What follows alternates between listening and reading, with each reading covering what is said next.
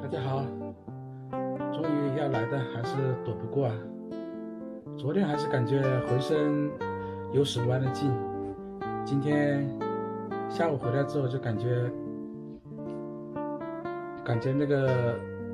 肌肉有点酸痛，然后脑袋里面这样摇一下，好像里面有水的，我就知道我也中标了。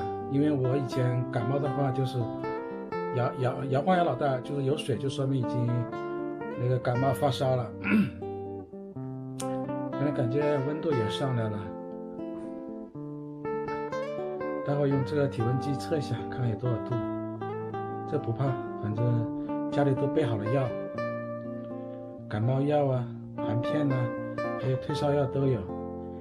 今天下午还特意去那个药店买了10滴那个对乙酰酚片，你猜多少钱吗？太良心了，它用一个小袋装的，一个小袋里面有10片，一次吃1片，一天最多吃2片，而且必须要38.5的体温以上才可以吃。那个一袋才只要了我1块钱。哎，现在就是感觉浑身有点作冷，躺在这么厚的被子里面还是有点冷。测一下体温吧。今天晚上估计是一个不眠之夜。现在嗓子的话有点紧，就想咳嗽。测一下体温，放的这个嘎吱窝，真的是病来如山倒啊！希望睡一觉，明天就是病去如抽丝。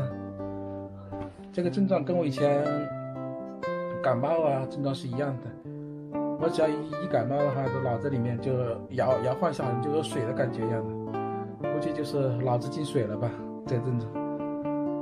好了，过几分钟看看体温现在烧到多少度吧。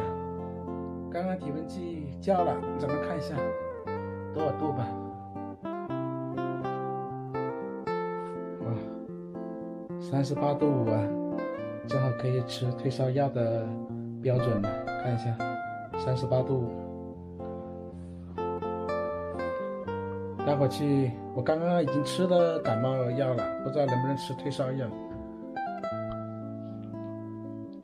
好了，现在在这种大环境下，谁也无法避免了，只是说时间早晚的问题了。希望明天睡一觉起来，咱们做杨过、杨康，不要做王重阳。好了，咱们加油努力，晚安。好了，我终于好了。经过这3天的不懈努力，我也终于走出阳了。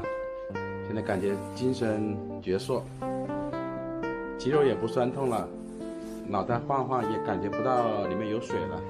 现在就是嗓子有点哑，专家说有的时候会感觉想咳嗽一下，专家说这是自身免疫力正在打扫战场，应该再过2-3天就可以恢复正常了。今天为了犒劳自己走出阳，特意买了一瓶罐头。记得小时候只有生病的时候才能吃罐头。